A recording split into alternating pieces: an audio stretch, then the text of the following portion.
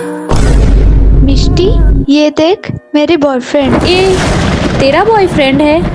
Nice. Anyway, तुम्हारा कोई relationship थी क्या इससे पहले?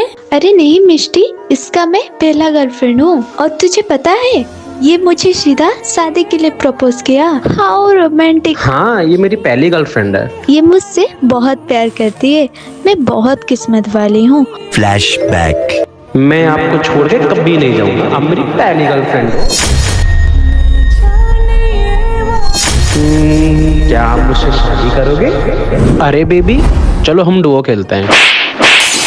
तेरा ये झूठा प्यार पर मैं भी मरी थी एक दिन, जिस पर मैं पूरा दुनिया छोड़ी, कोई मुझे रुलाया। मैं तेरी यादों में रोज थोड़ी थोड़ी मरती गई और तू किसी और के बाहों में चैन से सो गई।